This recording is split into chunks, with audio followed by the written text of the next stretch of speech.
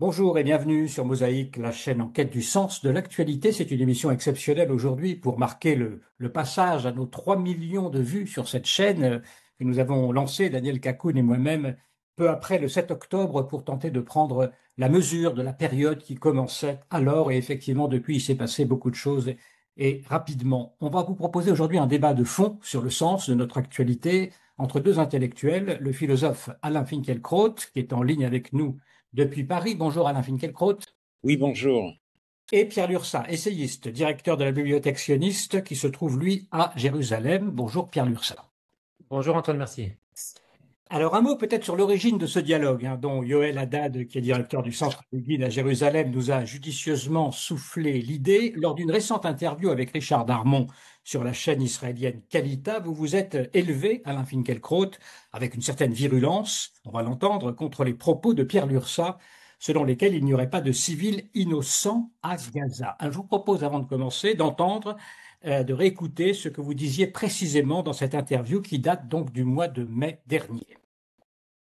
Des Israéliens que j'ai rencontrés, des nationalistes religieux, m'ont expliqué qu'à leurs yeux, le 7 octobre était comme un miracle, parce qu'avec cet événement se relançait la guerre de Gog et de Magog, et Israël, les Juifs pourraient enfin occuper l'intégralité de la terre promise et vider cette terre de sa population non juive.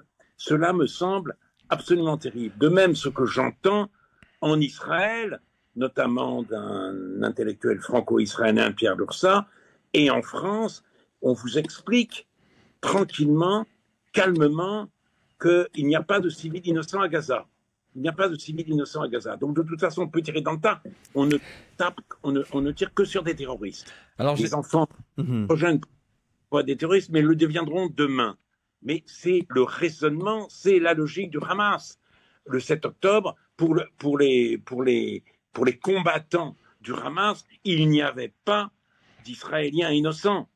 Il n'y avait que des Juifs voleurs de terre. Donc, ils pouvaient attaquer et assassiner des soldats, des civils, des femmes, des vieillards, des enfants. On ne doit pas raisonner ainsi. Bon, voilà donc pour vos propos, Alain Finkielkraut. Est-ce que vous souhaitez rajouter quelque chose à ce que vous venez de dire, qu'on vient d'entendre?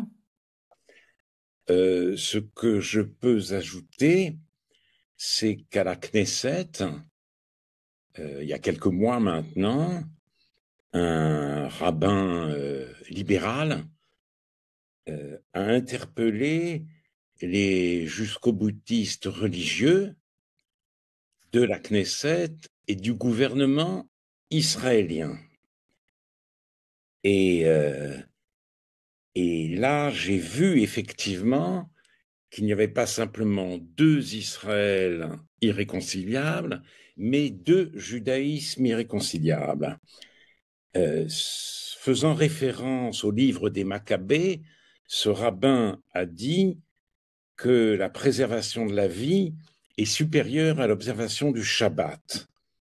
Et il a ajouté, si tel est le cas, si la préservation de la vie est supérieure à l'observance du Shabbat, eh bien, elle est aussi supérieure au fantasme messianique de renouveau de la colonisation juive au cœur d'une population palestinienne de 2 300 000 personnes.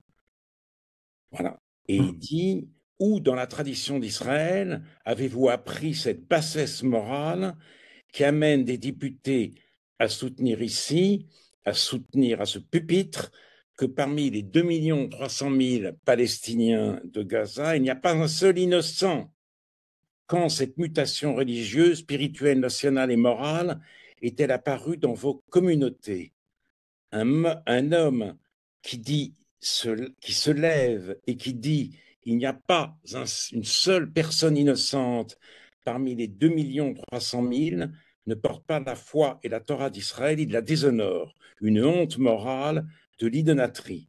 Nous honorons, quant à nous, la guerre contre la machine à poison et nous honorons la guerre contre le messianisme mensonger, nationaliste et fondamentaliste qui empoisonne et anéantit Israël. Voilà comment il s'exprimait et voilà pourquoi, en effet, avec lui, je ne comprends pas, même si effectivement le poids de l'idéologie du Hamas est très fort à Gaza, on peut dire qu'il n'y a pas d'innocents dans cette population et ainsi excuser toutes les victimes collatérales de cette guerre interminable.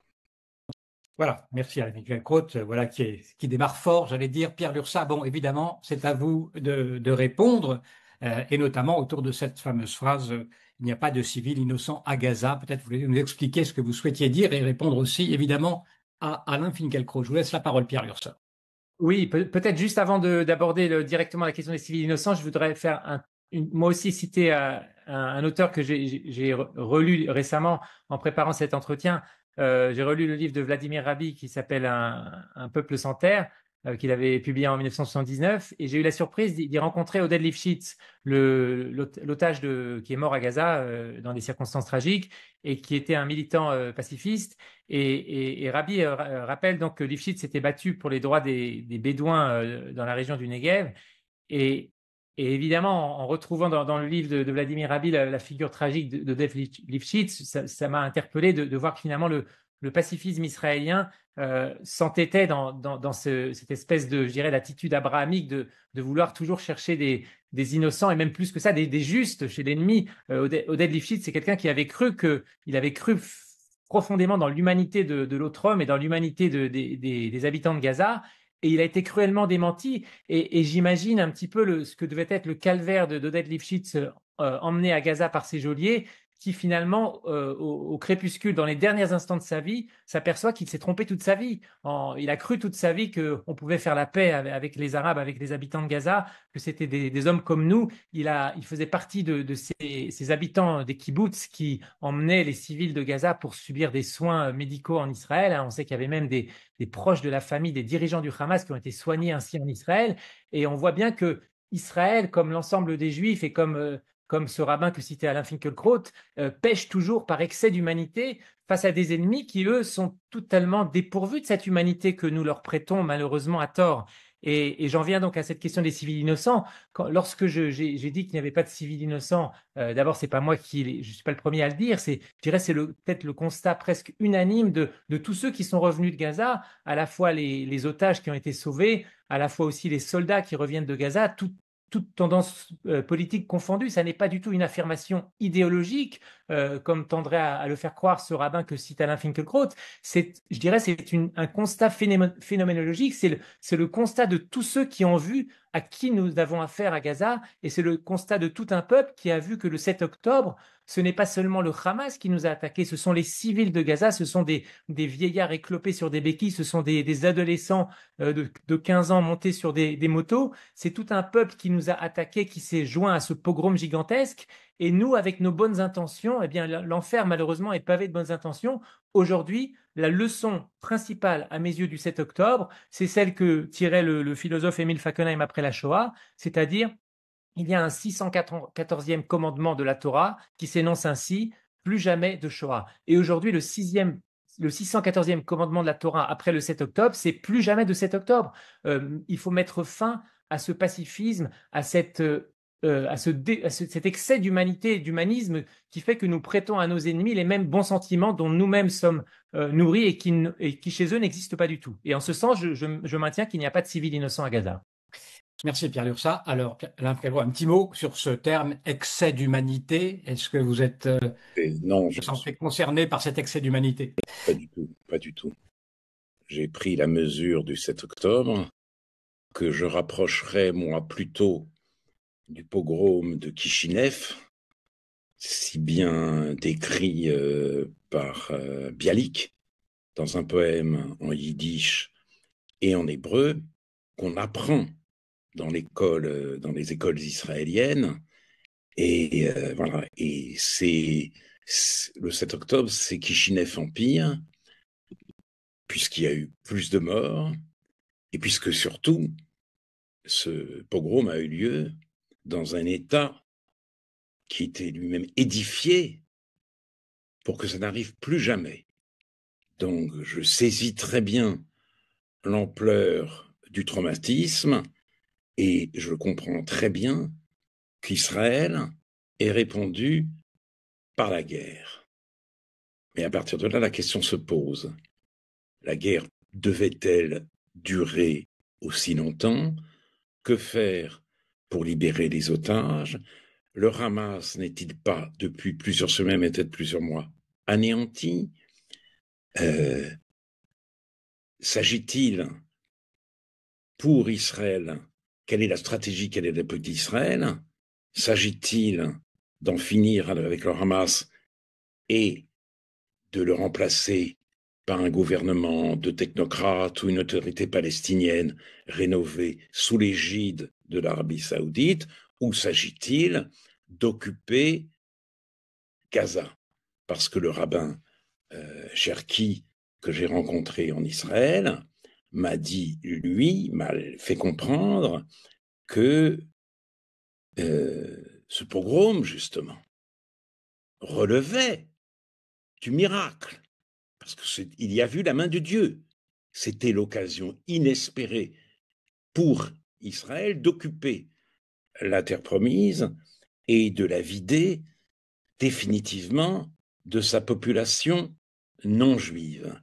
Et à ce moment-là, en plus, donc, dans ce cadre-là, on peut mieux comprendre qu'il n'y a pas de civils innocents à Gaza.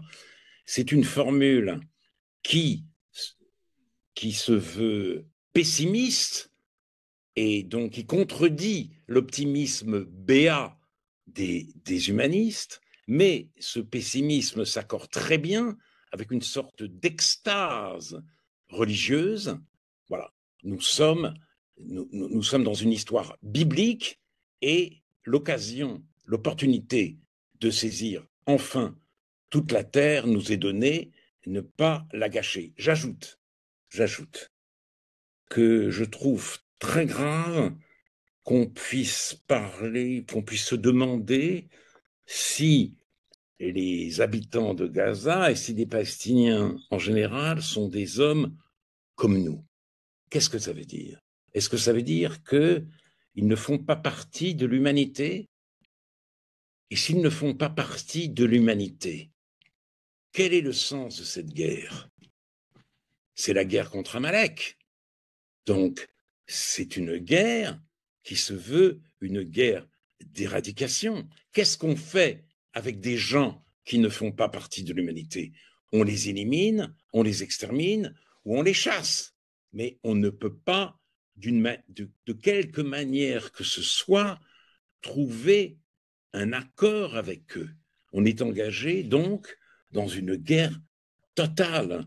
C'est, à mon avis, une vision des choses absolument terrifiante et que conteste une grande partie de la population israélienne. Et ce que j'aime en Israël, justement, c'est qu'il n'y a pas, ou très minoritairement,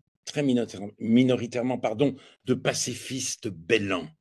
Les adversaires de Netanyahou et surtout des répugnants fanatiques que sont Itamar Ben-Gvir et Bezalel Smotrich sont des patriotes.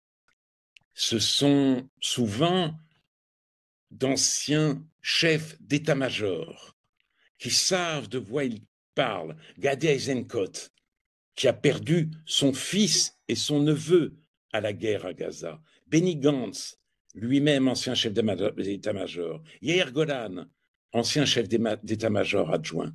Vous croyez qu'ils ont des idées fadas sur l'ennemi qui est en face d'eux? Non, ils savent à quoi s'en tenir et c'est bien la raison pour laquelle il faut les écouter. Alors, merci Alain.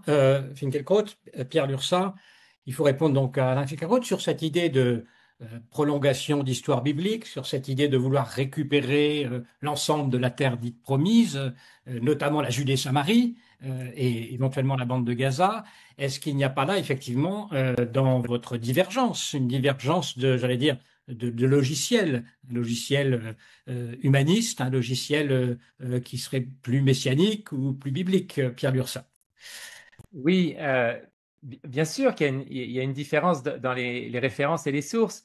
Moi, quand même, juste à propos de Yair Golan, puisque j'entends régulièrement Alain Finkielkraut citer Yair Golan, parce qu'évidemment, c'est le nouveau président de ce qui était autrefois le Parti travailliste. Alors peut-être un tout petit rappel, le Parti travailliste à l'époque d'Yitzhak Rabin, que Alain Finkielkraut admire comme beaucoup d'Israéliens. Yitzhak Rabin, à l'époque de la première intifada, avait dit nous allons leur écraser les os, et il avait précisé sans bagatz ni B'Tselem. Et aujourd'hui, le problème de l'armée d'Israël, c'est qu'elle se bat avec un bagatz et avec un B'Tselem, avec une cour suprême. Derrière ça, là, vous parlez donc à la fois de la Cour suprême et puis des associations pour la paix. Voilà. Absolument. Ces ONG d'extrême gauche qui sont un petit peu le cheval de Troie du camp progressiste en Israël, du wokisme en Israël, et la Cour suprême, elle aussi, qui est largement responsable de l'échec colossal du 7 octobre, parce que c'est la Cour suprême qui a notamment assoupli il a plutôt durci les règles d'engagement de tir à la frontière avec Gaza, et au point que les émeutiers, pendant les longs mois qui ont précédé le 7 octobre, lorsque le Hamas préparait son offensive, il envoyait toujours des civils, entre guillemets,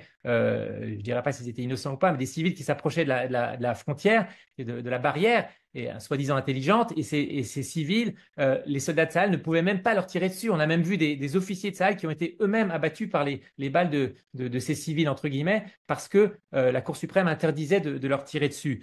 Alors, pour revenir peut-être sur la question plus profonde je dirais, de l'opposition entre deux visions, il y a une espèce de renversement chronologique. Ce n'est pas, je ne vois aucun rabbin en Israël qui serait frappé d'extase aujourd'hui après le 7 octobre et qui dirait c'est l'occasion de récupérer Gaza. Non, c'est pas du tout comme ça que ça s'est passé. C'est plutôt l'erreur tragique d'Ariel Sharon qui a cru qu'on allait se séparer, et ce fantasme de la séparation qui est vraiment le fantasme de la gauche israélienne, de croire qu'il suffit de se séparer des Arabes, et toujours d'ailleurs dans le discours de la gauche, comment est-ce qu'on se sépare? C'est en leur cédant des territoires. Voilà, c'est ça, on est au cœur du slogan mensonger de la paix contre les territoires. Nous, on va leur donner des territoires et eux, ils vont nous donner la paix. Ce qui est totalement fallacieux, parce que d'abord, des territoires, nous, on n'en a pas beaucoup, on n'en a presque pas. On est un État minuscule qui est l'équivalent de 2 départements français. Et la paix, les Arabes, ils ne savent même pas ce que ça veut dire. Ce mot n'existe pas dans le vocabulaire politique de l'islam. Le concept même de la paix tel que nous, les Occidentaux, nous le concevons, la paix perpétuelle de Cher Kant, eh bien, ce rêve de paix, il n'existe pas dans le monde arabe, qui rêve de guerre, qui rêve de djihad. Et donc, face à des ennemis qui sont voués à notre destruction, notre seule chance de survie, comme l'avait compris Jabotinsky il y a 100 ans, mais comme l'ont compris tous les pères fondateurs d'Israël, de droite à gauche, c'est finalement d'ériger un mur inexpugnable, un mur qui n'est pas un mur physique, mais qui est un mur avant tout symbolique et moral. Et le 7 octobre, c'est pas seulement l'effondrement d'une barrière soi-disant intelligente, c'est l'effondrement de ce mur symbolique et moral, notamment sous les coups de cette gauche pacifiste, qui comprend d'ailleurs aussi des anciens généraux. Je réfute un petit peu cet exposé un petit peu simpliste par lequel Alain Finkielkraut nous dit ce ne sont pas des pacifistes bêlants, d'ailleurs il y a des anciens généraux. On connaît très bien tous ces anciens généraux qui sont, lorsque Yair Golan dénonce les crimes de guerre de Tsahal aujourd'hui, je dirais que c'est un acte de trahison tout simplement. On ne peut pas parler de crimes de guerre commis soi-disant par Tsahal, alors même que le monde entier nous accuse de génocide. Comment est-ce que vous prétendez défendre Israël contre les accusations de génocide si vous-même vous acceptez le prémisse que Israël commettrait des crimes de guerre, hein, aux yeux du profane, aux yeux des foules islamo-gauchistes à Paris comme à Londres et ailleurs?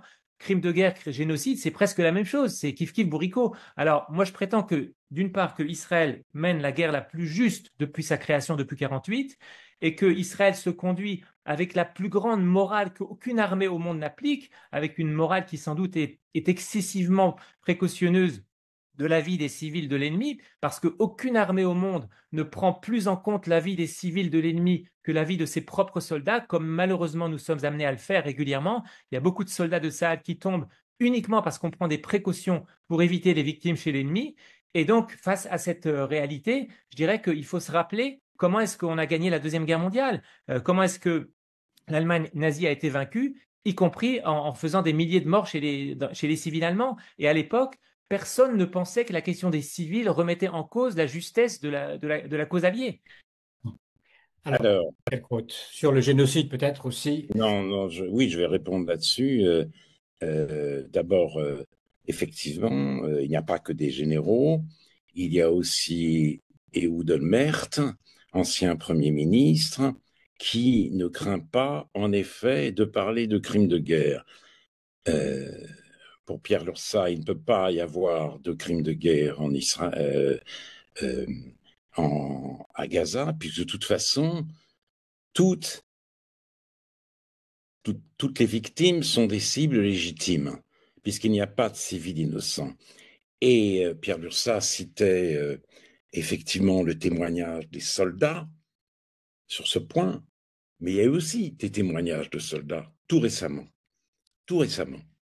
des soldats qui disent que certains généraux, ce n'est pas l'armée tout entière, mais certains officiers, certains généraux leur demandent de tirer délibérément sur des civils, notamment dans les moments de distribution de l'aide alimentaire. Ils ont même cité un général très, très militant, le général Vac. Et cette révélation, d'ailleurs, a fait beaucoup de bruit, a eu beaucoup d'écho en Israël. Excusez-moi, il faut préciser peut-être, parce qu'on a eu une interview récemment d'un soldat justement qui disait qu'effectivement il pouvait y avoir des ordres de tirer, mais c'était des ordres de tirer en cas de légitime défense, quand les civils quittaient les zones sécurisées, menaçaient les soldats. C'est une différence. Il y a une différence entre dire ça et dire délibérément nous visons des civils. Certains soldats vont plus loin.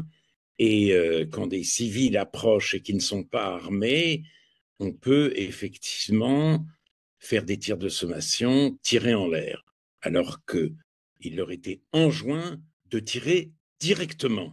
Et pour ces soldats, c'était très difficile à vivre.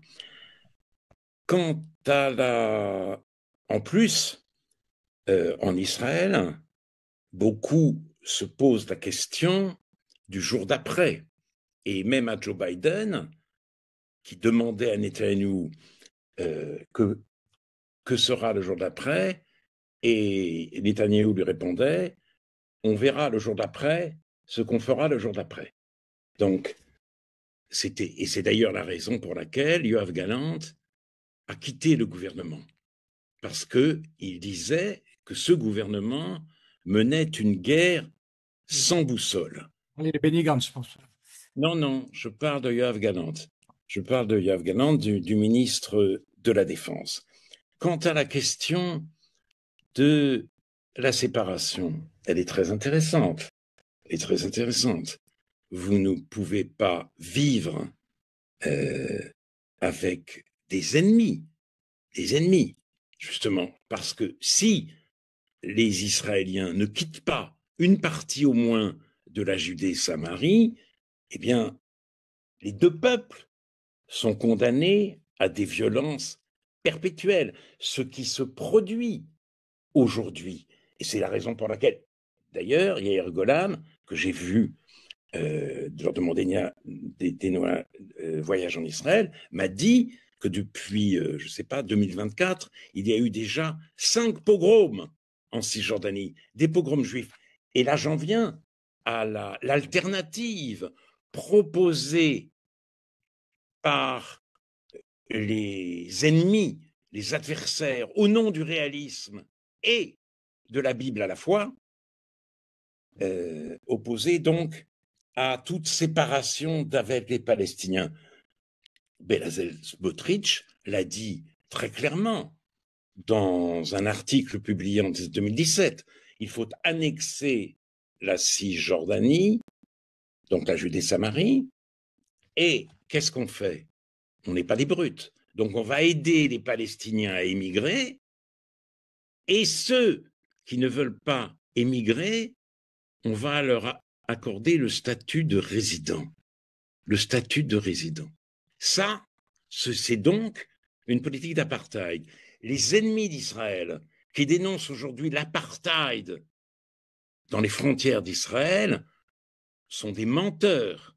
Il ne faut rien leur concéder. En avril 2024, on a élu la doyenne de l'université de Haïfa, et c'est une arabe israélienne, une arabe chrétienne. Et il y avait contre elle 4 candidats juifs. Elle a été élue et ça ne pose aucun problème. On sait aussi qu'il y a 40 à 45% d'étudiants arabe à l'université de Haïfa. Donc, parler d'apartheid aujourd'hui est un détestable, un scandaleux mensonge. Mais dire que demain, on va accorder le statut de résident aux Palestiniens qui vont rester en Cisjordanie, c'est insupportable. Et d'ailleurs, un de mes interlocuteurs, lors de mon avant-dernier voyage en Israël, m'a dit comment un juif a-t-il pu écrire cela? Parce que dans toute cette affaire, c'est pas d'humanisme, c'est pas d'humanisme moral, etc. Je ne suis pas une belle âme. Il s'agit de savoir si on est juif et ce que ça veut dire. Qu'est-ce que ça veut dire d'être juif? Voilà la question qui nous est renvoyée. Et on ne va pas se dissimuler derrière la montée effroyable de l'antisémitisme pour ne pas voir que la question se pose et qu'elle est vertigineuse. Qu'est-ce que cela veut dire d'être juif? Peut-être qu'on peut saisir cette question d'Alain Finkielkraut pour continuer à essayer d'explorer vos divergences, Pierre Lurçat. Alors, qu'est-ce que ça veut dire pour vous d'être juif? Oui, je vais pas me lancer je vais pas parler de ce que veut dire être juif. Je vais rebondir sur ce que dit Alain Finkielkraut dans le débat brûlant d'Israël, parce que finalement c'est toujours le même débat. Moi, je suis frappé pour traduire les textes des pères fondateurs du sionisme. C'est toujours le même débat depuis 100 ans. C'est-à-dire que d'un côté, vous avez des intellectuels qui étaient à l'époque ceux du Brit Shalom, qui étaient hors du consensus sioniste. Martin Buber, qui avait été le protégé de Theodor Herzl, avait finalement quitté le mouvement sioniste. Et finalement, c'est toujours ce même débat. C'est ce que je dirais que c'est le débat entre ceux qui ont compris que pour créer un État, pour avoir une armée, pour être capable de nous défendre, eh bien, il faut se salir les mains. Et puis d'un autre côté, on a des gens qui nous disent l'essentiel, c'est d'avoir les mains propres. Alors, comme beaucoup de gens, d'ailleurs, c'est une citation qui est attribuée à beaucoup de gens, comme a dit récemment le philosophe Charles Roseman, le désir d'un judaïsme impeccable, un judaïsme aux mains propres, c'est-à-dire sans mains. Et un judaïsme sans main, c'est un judaïsme mort. Voilà ma réponse sur la question quel judaïsme. Si on accepte que la nécessité pour les juifs d'avoir un État, c'est la seule réponse possible à l'antisémitisme qui renaît aujourd'hui dans tous les pays du monde, on a vu ce qui s'est passé en Australie avant-hier, face à des pogromistes, notre seule chance de survie, et ça c'est ce qu'ont compris tous les pères fondateurs, toutes tendances confondues, c'est de créer un État quitte à nous salir les mains. Nous salir les mains, ça veut dire tout simplement, comme toutes les nations du monde, avoir une armée qui doit parfois tuer des ennemis. Et ça, cette nécessité-là, si on n'est pas capable de l'accepter, alors continuons à vivre dans le ghetto et à prier Dieu pour qu'il nous implore avec sa miséricorde et à implorer la miséricorde de Dieu pour qu'on puisse survivre parmi un monde de loups. Et on n'est pas encore venu au temps messianique. Le loup ne cohabite pas encore avec l'agneau. Et comme avait dit un jour Woody Allen, même le jour où le loup cohabitera avec l'agneau, je préférerais être le loup.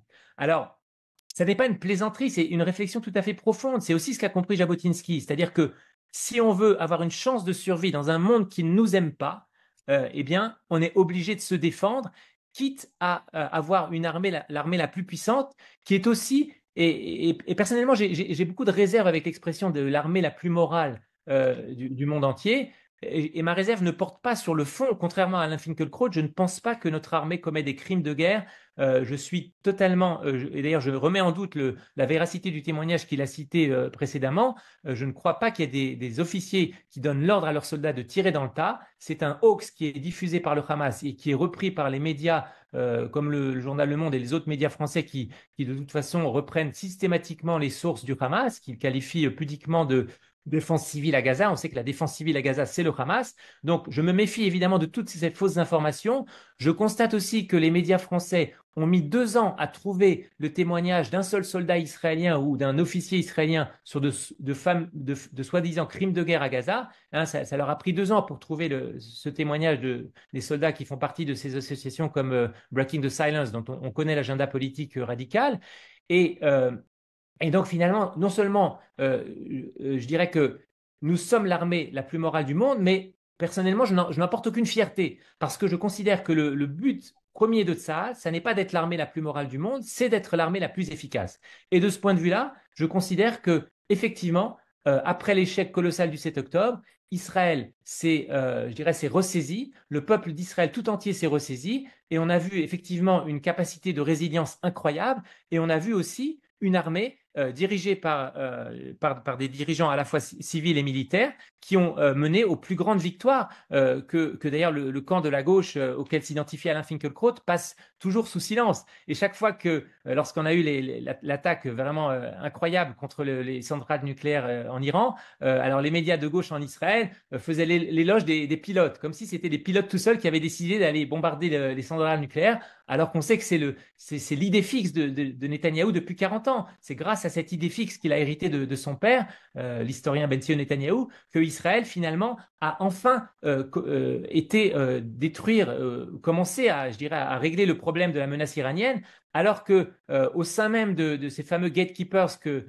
Alain Finkielkraut revendique comme faisant partie du camp de la gauche, eh bien beaucoup de gens, la plupart s'opposaient au projet d'attaquer l'Iran. Donc j'en profite aussi pour rendre hommage à la clairvoyance du Premier ministre de l'État d'Israël, qui, même s'il porte comme tout le monde une part de responsabilité dans le 7 octobre, est le principal artisan de ce ressaisissement à la fois stratégique, moral et spirituel d'Israël depuis le 7 octobre. En quelle mesure vos divergences viennent-elles du fait que l'un de vous réside en Israël et l'autre hors d'Israël, Alain Finkielkraut?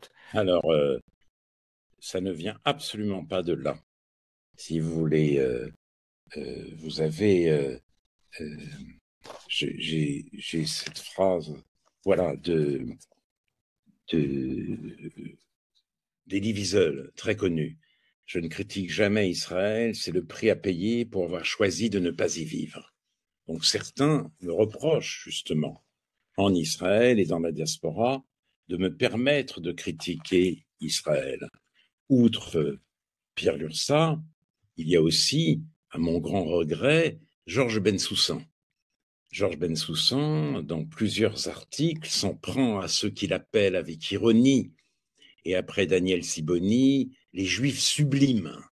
Les Juifs sublimes qui adoptent une posture qui éprouve un besoin ostentatoire de vertu et qui occulte la complexité de cette guerre et qui veulent aussi avoir leur rente-serviette dans les grands médias.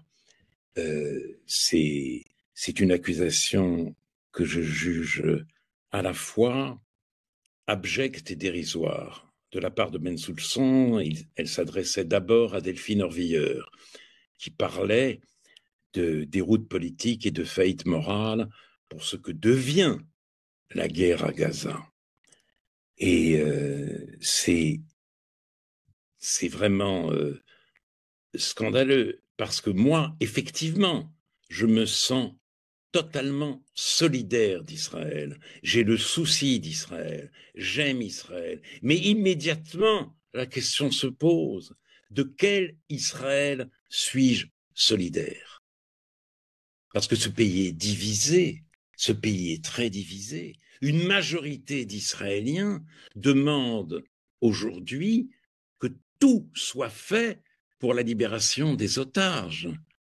C'est donc un Israël minoritaire qui explique, par exemple avec une ministre, qui s'exprime comme une ministre, Orit Strouk, je crois, du gouvernement, contre un accord qui jette aux ordures les objectifs de guerre pour sauver 22 ou 33 personnes, ou je ne sais pas combien.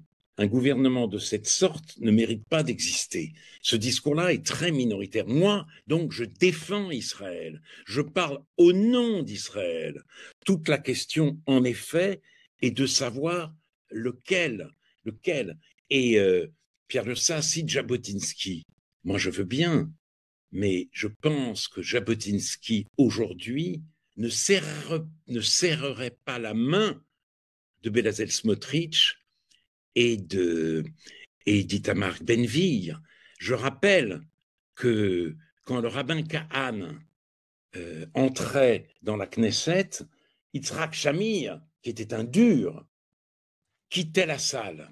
Aujourd'hui, nous avons au gouvernement non pas les héritiers de Rabin, de Ben-Gurion ou de Jabotinsky, mais les héritiers de Meir Kahane, dont Ben-Gvir se réclame, de l'assassin Yigal Amir de Rabin et de Baruch Goldstein, qui a fait un carnage à Hébron. Voilà ceux qui prétendent gouverner Israël et à qui s'oppose une très grande partie des Israéliens.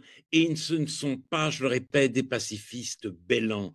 Brit Shalom, c'était l'idée effectivement d'une réconciliation à l'intérieur même d'Israël, des Arabes et des Juifs. La plupart des Israéliens sont revenus de cette idylle. Ils n'y croient plus. Et nous sommes plutôt dans l'esprit d'Amos Oz, c'est-à-dire aidez-nous à divorcer. Aidez-nous à divorcer. Et je répète, l'alternative au divorce, c'est dans un cas l'apartheid et peut-être, pour ce qui est de Gaza, un gigantesque nettoyage ethnique. Quant à l'incompatibilité de l'islam et de la paix, elle n'a pas empêché la paix avec l'Égypte, la paix avec la Jordanie et les accords d'Abraham. Et maintenant, malheureusement, il nous faut compter sur Donald Trump pour imposer un cessez-le-feu aux Israéliens et au Hamas. Nous en sommes là. Alors, Pierre Lurçat, beaucoup de choses dans ce qu'a dit Alain Finkielkraut. Peut-être on peut revenir sur d'abord sur la polémique qu'il y a eu sur les Juifs supposément intellectuels qui voyaient de loin critiquer Israël depuis leur canapé à Paris, et puis également peut-être sur cette question de savoir ce qui se passe maintenant par rapport à la solution à deux États, parce que je pense que le mot n'a pas été encore prononcé, mais c'est la question qui se pose. En quoi vous, par exemple, vous êtes opposé à cette solution à deux États que Alain Finkielkraut soutient? Eh bien, je dirais que je ne sais pas de quel sondage, à quel sondage fait référence Alain Finkielkraut pour dire que la majorité des Israéliens s'opposent aujourd'hui à leur gouvernement. Mais je crois qu'en tout cas, il y a une chose certaine, c'est que depuis le 7 octobre, la majorité des Israéliens, l'immense majorité des Israéliens ont renoncé à cette solution à deux États. Ils ont fini par comprendre dans leur propre chair que l'espoir de vivre en paix à côté d'un État palestinien qui est voué à notre destruction était une chimère et une vue de l'esprit qui nous a coûté très cher. Alors, la leçon principale à mes yeux du 7 octobre, c'est de croire ce que disent nos ennemis. Et aucun de nos ennemis, qu'il s'agisse du Hamas, qu'il s'agisse de l'Iran, qu'il s'agisse du Hezbollah, ou même de l'autorité palestinienne et de son dirigeant que Alain Finkielkraut, comme d'autres, continue à qualifier de modéré, eh bien, aucun de nos ennemis ne cache ses intentions, et l'État palestinien est toujours présenté comme la première tête de pont en vue de la destruction finale d'Israël. Alors, j'en reviens peut-être à la polémique avec les intellectuels juifs. Effectivement, à l'époque, je fais partie de ceux qui ont dénoncé les propos de Delphine Horviller parce que, quelque part, c'était un petit peu la première brèche qui a été ouverte dans la solidarité des Juifs du monde entier avec Israël en guerre. Et lorsque Delphine Horviller a ouvert cette brèche, suivie par quelques autres, par une poignée d'autres intellectuels égarés, moi j'espérais, comme beaucoup d'autres, qu'Alain Finkielkraut serait du côté de ceux qui maintiendraient la solidarité d'Israël, la solidarité avec Israël. Alors c'est vrai que la gauche israélienne en général a un problème de loyauté. Chaque fois que c'est la droite qui est au pouvoir en Israël, la gauche considère qu'on peut être solidaire d'un pays sans être solidaire de son gouvernement. Un argument un petit peu, à mes yeux, qui est une sorte de sophisme, qui d'ailleurs n'existe pas dans le sens inverse. Pendant la guerre des 6 jours, Menachem Begin avait rejoint le cabinet d'union nationale à l'époque de Lévi Eshkol. Lorsque c'est la gauche qui mène les guerres en Israël, eh bien la droite est au garde à vous. Et lorsque c'est la droite qui est au pouvoir pendant une guerre, alors la gauche se permet toutes les dérives, y compris d'ailleurs les appels à l'insubordination, comme on l'a vu malheureusement avant et même après le 7 octobre. Alors, je dirais que le reproche personnellement que j'ai fait à Alain Finkielkraut et que d'autres comme moi ont fait en Israël, c'est finalement, on attendait de vous la même lucidité que vous avez dans le débat politique français. Et peut-être je ferai une seule citation de vous, Alain Finkielkraut, lorsque vous parliez à propos de l'affaire Renaud Camus, donc un sujet a priori très éloigné de notre débat aujourd'hui, mais vous parliez, je vous cite, « L'ennemi était bien vivant, le mal en personne interrompait à nouveau la morosité des jours, la France pensante unanime se mobilisa contre la France moisie et sa défense des valeurs traditionnelles. » Donc vous décrivez avec ironie cette gauche bien pensante française qui se mobilise contre un ennemi largement fantasmatique Et en Israël, vous êtes du côté de cette gauche bien pensante. Et lorsque vous parlez d'Orit Strouk et d'Itamar Ben-Gvir et de Bezalel Smotrich, finalement, vous mettez dans un même panier des gens qui d'ailleurs sont très différents les uns des autres. Il n'y a rien de commun. En fait, il n'y a pas grand-chose de commun entre Smotrich et Ben-Gvir, qui représentent deux facettes très différentes de la droite religieuse en Israël. Et les mettre dans le même sac, c'est déjà faire un raccourci, à mon avis, tout à fait fallacieux et trompeur. Et finalement, je dirais que votre posture dans le débat politique israélien, et en disant ça, je crois que je me fais le parole de beaucoup d'Israéliens francophones, elle n'est pas à la hauteur de votre lucidité dans le débat politique français, et surtout de votre courage intellectuel dans le débat politique français. Alors, objection, Alain Finkielkraut, réponse. Il n'y a pas, il n'y a pas de gauche bien pensante en Israël. En plus, les opposants au gouvernement actuel et à ses ministres jusqu'au boutiste n'appartiennent pas tous, loin s'en faut, à la gauche. Ce n'est pas vrai. Ce n'est pas vrai. D'ailleurs, si une alternative voit le jour en Israël, ce sera une coalition où la gauche risque fort d'être minoritaire.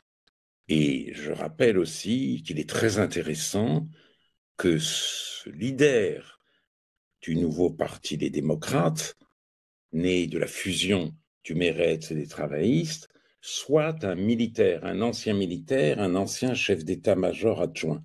Cela veut dire qu'en Israël, la droite n'a pas le monopole du réalisme. Et donc, je ne vois aucune contradiction entre mes positions en France et mes positions en Israël. Il n'empêche quand même que vous critiquez une certaine forme de gauche, de wokisme, etc. en France, et qu'en Israël, vous êtes plutôt du côté de la gauche. Voilà, donc c'est ça. De la gauche, mais Pourquoi c'est je pas ne pertinent? vois aucun wokisme dans, chez ces manifestants qui, semaine après semaine, défilent pour la libération des otages et pour de nouvelles élections.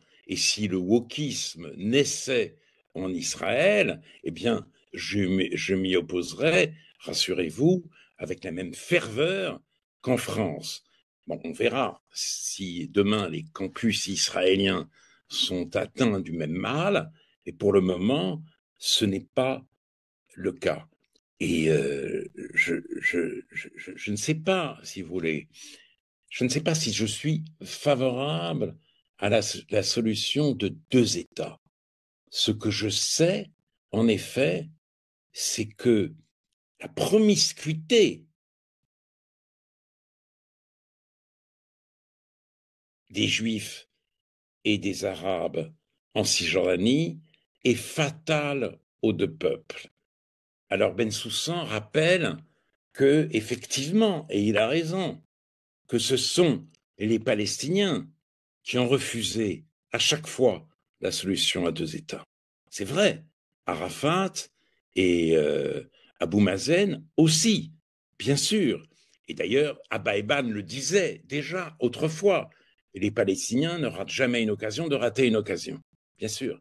Peut-être en effet parce que la plupart d'entre eux veulent davantage, ou peut-être aussi, comme l'a montré Shlomo Ben Ami, que le statut confortable d'être le mouvement de libération le plus riche du monde, eh bien, ils ne veulent pas l'échanger contre la gestion délicate et prosaïque d'un État. Tout cela est vrai. Il ne reste pas moins que aujourd'hui, 500 000 Israéliens habitent la Cisjordanie pour créer un fait accompli, pour empêcher quelque gouvernement que ce soit, de droite ou de gauche, de démanteler la moindre implantation au risque d'une guerre civile. Mais ça, cela veut dire qu'on s'installe dans la non-solution, sauf encore à penser qu'on va chasser une majorité de Palestiniens et secondariser, donner un statut subalterne à ceux qui veulent bien rester. Cela n'est pas concevable. Cela n'est pas concevable. Cela est, je le répète, totalement un-Jewish. Et c'est la raison pour laquelle, d'ailleurs, Amos Oz disait des gouvernements Netanyahou qu'ils étaient les plus antisionistes de l'histoire d'Israël. Parce que le jour viendra où, sauf un nettoyage ethnique total, les Juifs risquent de se retrouver minoritaires dans l'État qu'ils ont créé pour former enfin une majorité. Donc, les opposants à cette politique ou à cette non-politique sont éminemment sionistes, éminemment réalistes. Et ce sont de véritables patriotes, alors que la gauche européenne, la gauche française, déteste même l'idée de patrie. La patrie, patrie charnelle, c'est déjà s'engager dans la voie de l'exclusion, de la stigmatisation, de la discrimination. Donc, la gauche française refuse même de faire la différence entre le français et l'étranger. Moi, je la fais. Voilà pourquoi on dit que je suis d'extrême droite en France. Mais moi, je n'ai aucun mal à m'identifier à une gauche patriotique. Merci Alain Finkielkraut. Pierre Lurçat, un petit mot de réponse peut-être sur les deux États avant qu'on passe à la phase de conclusion de cette Oui. Oui, je suis un petit peu effaré malgré tout, malgré toute ma sympathie pour Alain Finkielkraut, quand j'entends dans sa bouche les mêmes mots qui reviennent d'apartheid ou d'épuration ethnique, même si c'est de manière purement hypothétique, mais j'ai l'impression que Alain Finkielkraut reprend toujours ce discours un petit peu éculé de la gauche israélienne, et d'ailleurs il le dit lui-même dans un de ses livres, il dit: je plaide depuis bientôt 40 ans pour la fin de l'occupation et la solution de deux États, et je m'entête, je reviens inlassablement à la charge, je prends même le risque du radotage. Eh bien, non, après le 7 octobre, on n'a plus le droit de radoter, on ne peut plus se contenter de répéter les slogans qu'on a répétés pendant des décennies, on est obligé de remettre à jour notre discours. Et d'ailleurs, moi-même, j'ai changé aussi de position depuis le 7 octobre. Je croyais autrefois à la coexistence, par exemple, selon le modèle du Gush Katif, selon le modèle de l'implantation juive, qui, seul dans la tradition d'Israël, dans la tradition du sionisme politique, ce sont toujours les civils qui ont assuré la sécurité de nos frontières. Les militaires étaient là en deuxième ligne, mais c'est toujours les civils qui étaient en première ligne, à Gaza comme ailleurs. Et Golda Meir elle-même avait dit qu'il ne fallait jamais se séparer de la bande de Gaza. Et de ce point de vue-là, je dirais qu'il y a un continuum sioniste qui transcende tous les clivages politiques, de Ben Gurion, Jabotinsky jusqu'à aujourd'hui. On sait bien que nos frontières ont toujours été défendues par l'implantation civile, parce qu'on appelait le Nahal autrefois, et par la présence des pionniers à nos frontières. Donc l'illusion de la technologie, l'illusion des barrières intelligentes, je dirais que c'est ça le cœur de la fameuse conceptia qu'on a évoquée à ce micro dans de précédentes émissions. Et je dirais que ça n'est pas un clivage droite-gauche, c'est simplement un clivage entre des gens qui ont renoncé aux valeurs fondamentales, aux fondamentaux du sionisme. Et juste pour conclure sur la question du wokisme en Israël, vous vous trompez, Alain Finkielkraut, le wokisme est bien présent, surtout dans les universités d'Israël. Et si vous alliez faire un tour sur les campus, que ce soit à Jérusalem, à Beersheba, à Haïfa, vous verrez des militants juifs qui manifestent avec le drapeau palestinien aux côtés des pires ennemis de l'État d'Israël. Vous verrez que la haine de la patrie est tout aussi présente, je dirais, cette espèce de détestation du patriotisme est tout aussi présente en Israël qu'elle l'est en France. Peut-être un peu moins quand même, si je puis Oui, mais de toute façon, moi, tous les opposants à la guerre telle qu'elle est menée, pas à la guerre elle-même, à la guerre telle qu'elle est menée, sont des patriotes. Ceux que j'ai rencontrés, alors il y en a d'autres, mais je dois dire qu'ils ne m'intéressent pas et que je les critiquerai, je le dis sans la moindre hésitation. Alors simplement, je veux dire, j'utilise les mots des pires ennemis d'Israël. Bon, statut de résident, qu'est-ce que ça veut dire, premièrement? Deuxièmement, quand Donald Trump, saisi d'une idée burlesque, a dit qu'il ferait de Gaza une riviera pour les vacanciers américains, non, qui en ont marre d'aller en Floride. Ça signifiait bien qu'il n'y aurait plus beaucoup de Palestiniens dedans.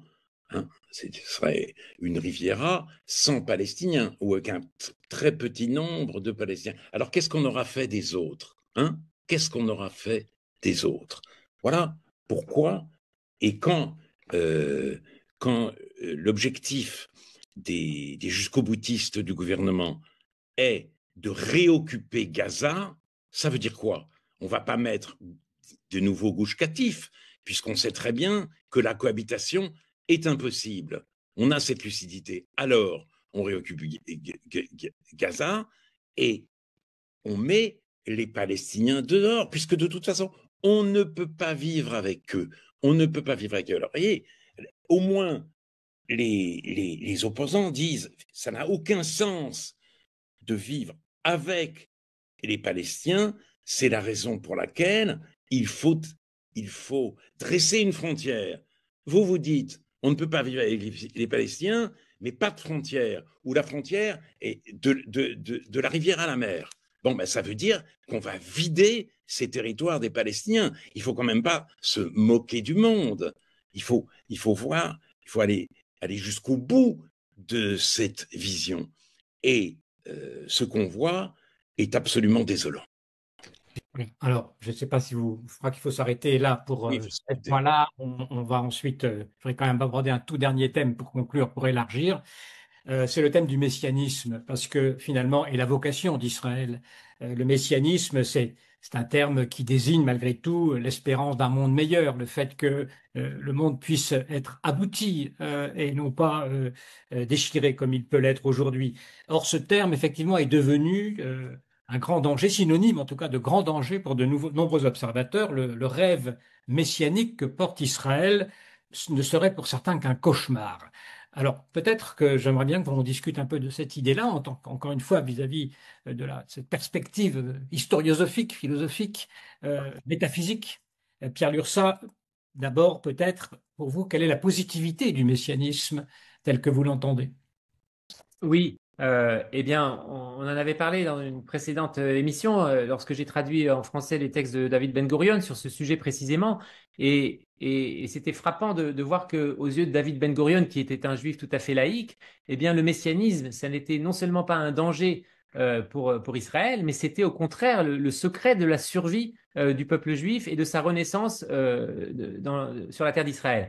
Et donc, c'est frappant. C'est aussi pour ça que j'ai voulu publier ce texte en français en pleine guerre de Gaza, pour montrer que tous ceux qui ont fait de messianisme un espèce d'épouvantail, comme si c'était l'apanage d'ailleurs de juifs fanatiques, n'ont rien compris à l'histoire d'Israël et à l'histoire du mouvement sioniste. Le sionisme a toujours eu partie liée avec le messianisme, depuis Herzl et jusqu'à nos jours. Il n'y a pas un père fondateur de l'État d'Israël et du sionisme qui n'a pas revendiqué une certaine vision messianique. Et de ce point de vue-là, je dirais que on n'a pas attendu Ben Gvir et Smotrich pour parler de la dimension messianique du sionisme. Donc, à mes yeux, c'est faire insulte à l'histoire du sionisme que de prétendre que le messianisme serait un danger. Et je dirais que de manière plus générale, l'identité juive, ce qu'on appelait autrefois l'identité de l'État d'Israël, et aujourd'hui ce qu'on appelle le caractère juif de l'État d'Israël, eh bien, qui fait aussi l'objet d'un débat très virulent depuis longtemps, eh bien, ça n'est pas un danger, ça n'est pas un risque, c'est au contraire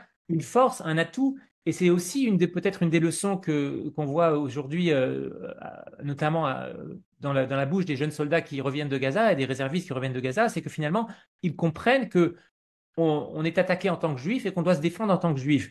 Et que de ce point de vue-là, je dirais que c'est frappant de voir que même le nom de Dieu est invoqué par des soldats qui ne sont pas forcément religieux et par des dirigeants politiques qui ne sont pas forcément religieux, à l'instar du Premier ministre. C'est-à-dire que finalement, je dirais que il y a un espèce de réveil identitaire en Israël qui transcende les clivages politiques et qui est, à mes yeux, la compréhension que nous avons été interpellés dans notre identité de juifs et dans notre identité collective d'État.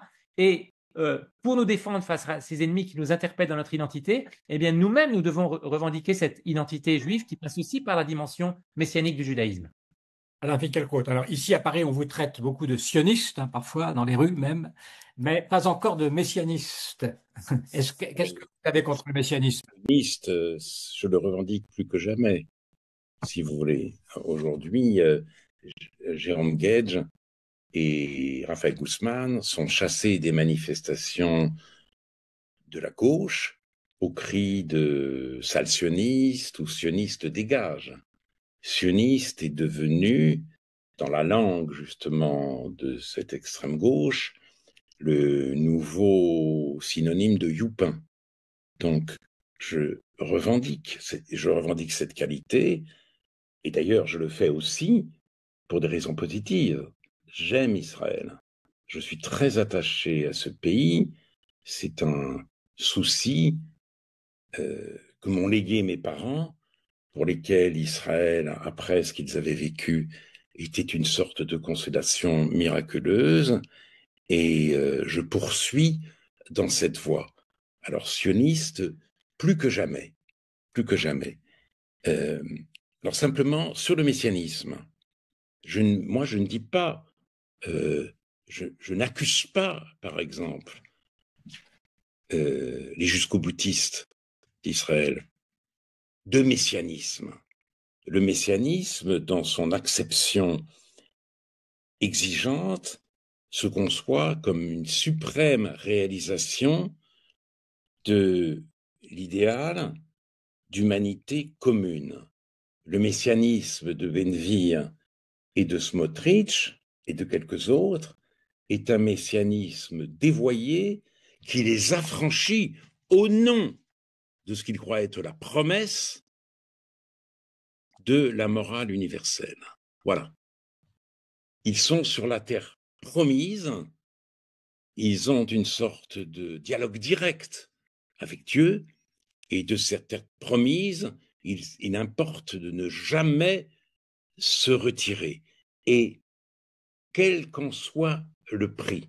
Donc ce n'est pas le messianisme en soi qui m'inquiète, bien que, effectivement, la politique et la religion ne doivent pas se mélanger, mais c'est ce messianisme dévoyé qui est apparu après la guerre des 6 jours.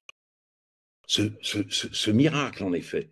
Mais tout d'un coup, la Cisjordanie s'est apparue vraiment comme enfin la réalisation de l'idéal sioniste, parce que l'idéal sioniste, c'était pas Tel Aviv, c'était la loi du retour. C'est pas le retour à Tel Aviv, fondé en 1909. C'était Hébron, Jéricho, Naplouse.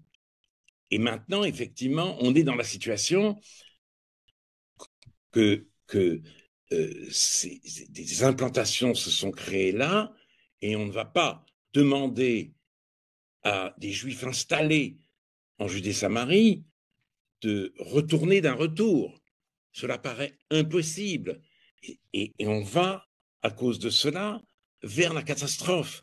Mais je répète que pour moi, ce n'est pas le messianisme qui est en cause, c'est son dévoiement et cette espèce de rejet des principes de la morale universelle au nom de la promesse qui nous aurait été faite. Alors, il est vrai, Pierre Lurçat, à votre tour, quelques mots, juste quelques secondes. Et il est vrai que quand on entend ces discours des ministres dont parle Alain Finkielkraut, on n'a pas vraiment l'impression d'une vision universaliste d'un messianisme qui précisément concernerait l'humanité, tout simplement, par l'intermédiaire d'Israël, mais malgré tout avec une visée universelle. Est-ce que vous l'entendez dans leurs propos? Euh, je dirais que d'abord, je voudrais tout de même récuser la vision un peu caricaturale des Juifs habitant en Judée-Samarie comme des gens qui n'auraient aucune foi, aucune morale et qui seraient simplement mus par l'idéal biblique du grand Israël. Cette caricature des médias français ou autres ne correspond pas du tout à la réalité.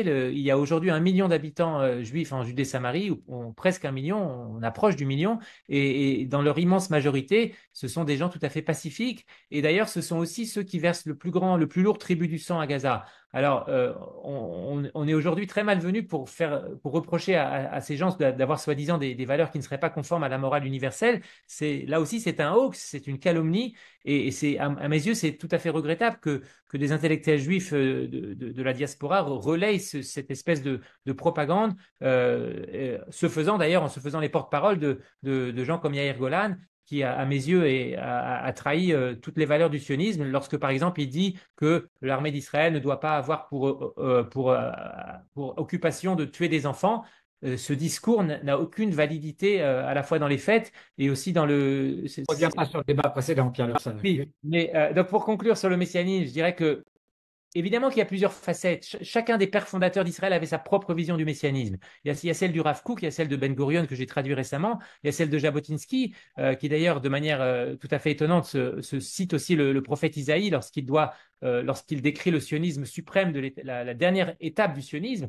Et finalement, je crois que toutes ces visions convergent. C'est-à-dire que finalement, tous les pères fondateurs d'Israël, et à mes yeux, c'est un signe d'espoir pour un Israël réconcilié, c'est que finalement, tous les pères fondateurs sont d'accord sur le fait qu'Israël sera un modèle pour les nations et que de ce point de vue-là, et nous sommes en train d'arriver à cette étape. Et là aussi, je suis très optimiste. Lorsque la guerre sera terminée, lorsqu'on aura enfin triomphé de nos ennemis assoiffés de sang juif, eh bien, on pourra entièrement se consacrer à l'édification d'un État juif qui sera un modèle pour les nations. Voilà. Et aussi un modèle peut-être pour Alain Finkielkraut. Alain Finkielkraut, vous êtes habitué en France à lutter pour la défense de l'image d'Israël, mais en Israël, vous devez aussi batailler pour défendre votre vision à vous de la vocation d'Israël. Finalement, vous êtes toujours un peu dans le combat, c'est un peu votre vocation à vous, Alain Finkielkraut. Je ne sais pas, je ne sais pas.